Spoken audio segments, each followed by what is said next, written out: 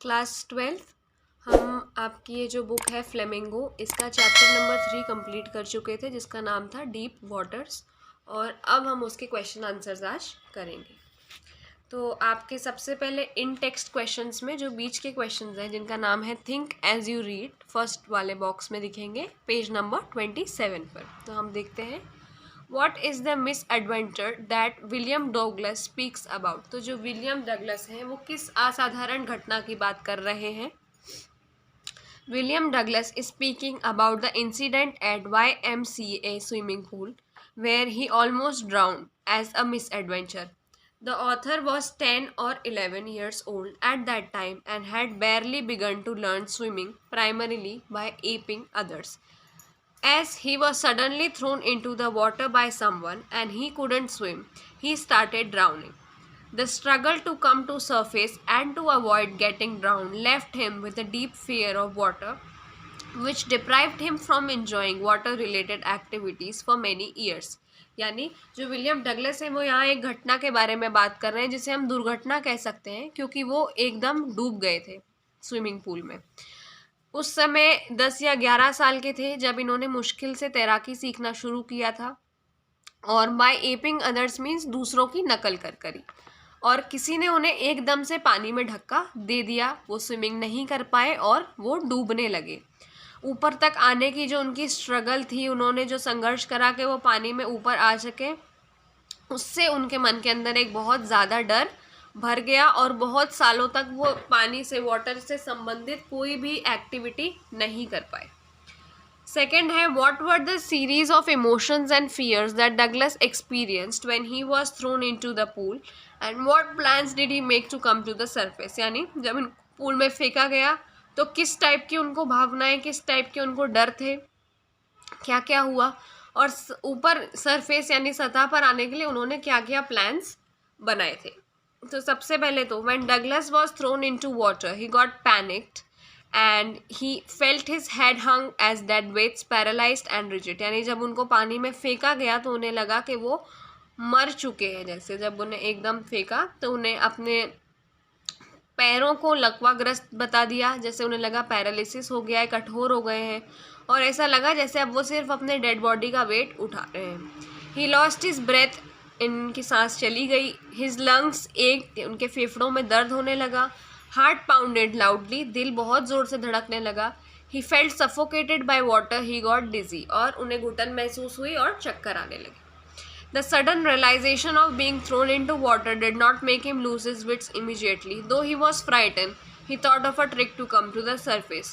यानी उन्हें अचानक से पानी में जब फेंका तो भी उन्होंने अपनी बुद्धि नहीं खोई। वो डरे हुए थे लेकिन उन्होंने फिर भी एक तरकीब सोची।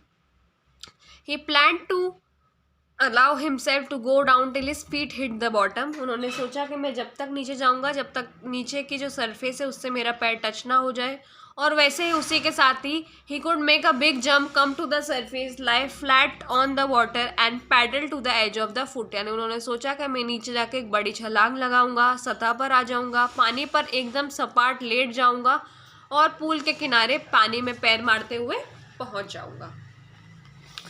Third, how did this experience affect him, यानी इस अनुभव ने उन्हें किस तरीके से प्रभावित किया। This experience revived his aversion to water, यानी कि जो उनका पानी के प्रति जो भी था, जो भी उनके मन में बुरी भावना थी पानी के लिए, वो सब वापस से आ गई। He shook and cried when he laid on his bed, यानी कि वो अपने बिस्तर पर लेटे तो चिल्ला रहे थे। He couldn't eat that night, वो उस रात कुछ भी खा नहीं पाए। For days there one haunting fear in his heart, यानी बहुत दिनों तक उनके दिल में एक डर बैठा रहा। The slightest exertions upset him, making him wobbly in the knees and sick in the stomach, यानी बहुत थोड़ा सा भी अगर वो काम या मेहनत कर लेते थे तो उनके घुटने कांपने लग जाते थे और पेट खराब हो जाता था। वह कभी वापस भूल नहीं पाए, यानी he never went back to the pool. He feared water and avoided it whenever he could, तो वो पानी से जितना हो सकता था उतना बचते हुए फिरते थे। तो ये जो 3 क्वेश्चंस अभी हमने देखे, ये पेज नंबर 27 पे थिंक एज यू रीड के 3 क्वेश्चंस थे। अब जो नेक्स्ट 3 क्वेश्चन है वो भी थिंक एज यू रीड के ही हैं, पर वो नेक्स्ट पेज 29 पेज नंबर पे दिए हुए हैं। तो अब हम आगे उनको देखेंगे। Think as you read part 2, page number 29.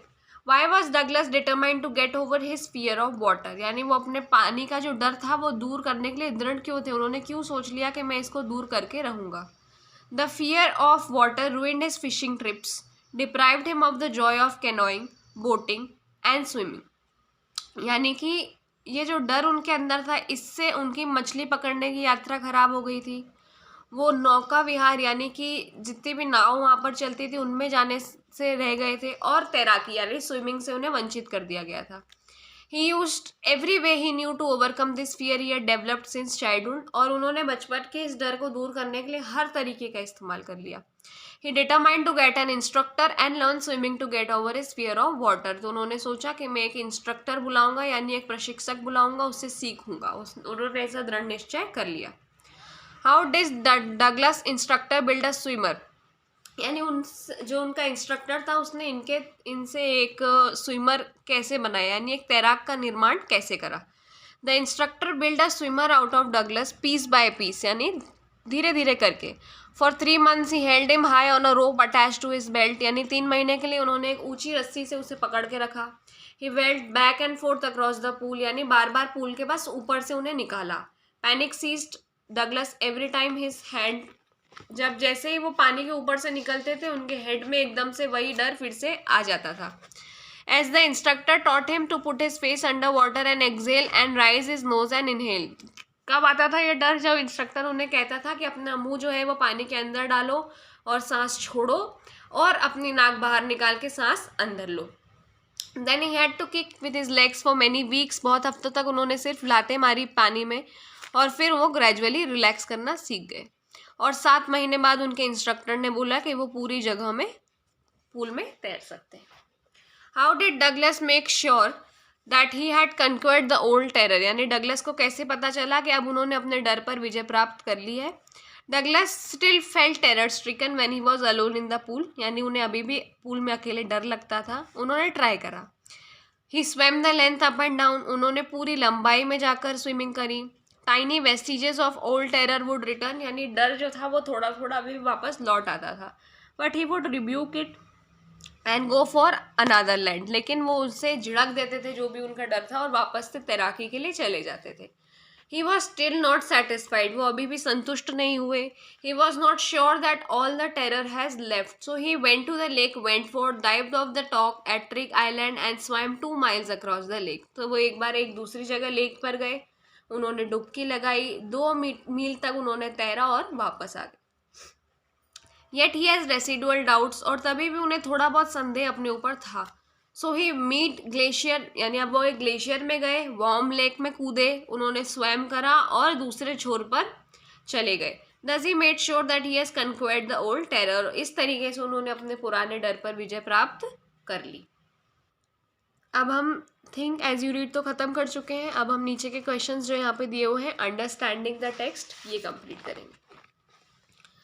Understanding the text में पहला क्वेश्चन है, how does Douglas make clear to the reader the sense of panic that gripped him as he almost drown.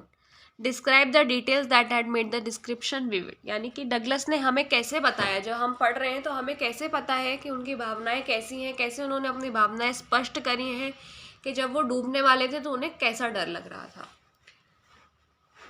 Douglas gives a detailed account of his feelings and efforts to save himself from getting drown. तो उन्होंने एक विस्तृत हमको जानकारी दी है अच्छे से कि कैसे वो डूबने वाले थे, कैसे वो बचे. He takes us through his near death experience at the pool by detailing every aspect associated to it, यानी वो हमें अपने नियर डेथ एक्सपीरियंस यानी मृत्यु के निकट जो अनुभव था उसके पास ले गए. उन्होंने हर एक छोटी से छोटी डिटेल हमें बताई. He uses literary devices to make description graphical and vivid, यानी उन्होंने इस वर्णन को चित्रमय बनाया है जिसमें चित्र हमें समझ आते हैं, और इसमें उन्होंने लिटरेचर यानी साहित्य का यूज़ करा है. हिज फीलिंग ऑफ सफोकेशन, उनकी घुटन, उनका डर, उनका losing hold on sense perceptions, यानी कि उनकी जो भावनाएं हैं वो खोती जा रही थी. इससे हम जो रीडर्स हैं, जो पढ़ रहे हैं, उनको पता चलता है कि उनका एक्सपीरियंस कैसा था. How did Douglas overcome his fear of water, पानी का डर उन्होंने कैसे भगाया, जो अभी हमने पढ़ा है. Douglas took the help of an instructor to learn swimming, उन्होंने एक इंस्ट्रक्टर बुलाया जिससे उन्होंने सीखा. who worked on his fear very methodically. For 3 months he was taken across the pool with the help of a rope, यानी पहले उन्होंने 3 महीने तक उन्हें रस्सी की सहायता से भेजा. The instructor taught him to exhale under water and inhale through raised nose, यानी उन्होंने उनको अंदर सांस छोड़ना और बाहर आकर सांस लेना सिखाया. He made him kick his leg and make him relax. पहले उन्होंने उनको पैर मारना फिर रिलैक्स करना बताया. और 6 महीने में डगलस बिल्कुल अच्छे से स्विम तो नहीं कर पाते थे, लेकिन उनका डर जो था वो ख़त्म होने लग गया था. अब वो अकेले स्विमिंग करने लग गए थे. उन्होंने 2 मील तक स्विमिंग करी लेक वेंटवर्थ में, और पूरी होल लेंथ यानी पूरी लंबाई में गए और वापस लौट कर भी आए, और इस तरीके से उनका जो डर था वो ख़त्म हो गया. Why does Douglas as an adult recount a childhood experience of terror and his conquering of it? यानी कि बड़े होने के बाद भी वो अपने बच्चों जो बचपन का भय था उसके बारे में क्यों बता रहे हैं हमें, और इसका मतलब क्या निकलता है कि उनका ये जो अनुभव है वो क्या अर्थ निकालते हैं इसका. The experience of terror was a handicap Douglas suffered from during his childhood. यानी ये उन्हें हर चीज़ करने से रोकने वाला एक डर था. His conquering of the fear shows his determination, यानी उनकी जो दृढ़ इच्छा शक्ति थी वो बताता है कि उन्होंने सोच लिया कि मैं इस डर को हटाऊंगा. उनकी विल पावर, उनकी पर्सनालिटी का डेवलपमेंट है ये. The experience had a deep meaning for him. इनमें उनका जो एक्सपीरियंस था उसका बहुत मतलब है.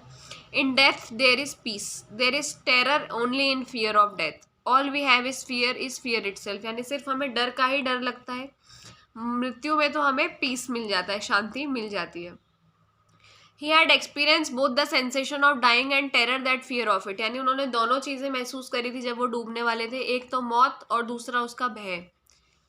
The will to live somehow grew in intensity. यानी उन्होंने बताया कि उनके जीने की जो इच्छा थी वो कहीं ना कहीं ग्रो कर रही थी. At last he felt released, free to walk the trails and climb the peaks and brush aside fear. और आखिरकार उन्होंने एकदम मुक्त महसूस करा, उन्हें मुक्ति की प्राप्ति हो गई. उन्होंने सोचा कि अब मैं कहीं पर भी जा सकता हूँ. All we have to fear is the fear itself. Have you ever had a fear that you have now overcome? Share your experience with your partner. यानी जिससे हमें डरना चाहिए वो स्वयं डर ही है. और क्या आपको कभी ऐसा कोई डर था आपने अब दूर किया हो जो पहले का? आप अपने अनुभव अपने साथियों के साथ बांटिए.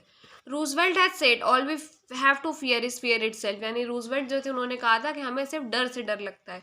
This means we must keep fear away from us. और यानी इसका मतलब है कि हमें डर को अपने आप से दूर रखना चाहिए.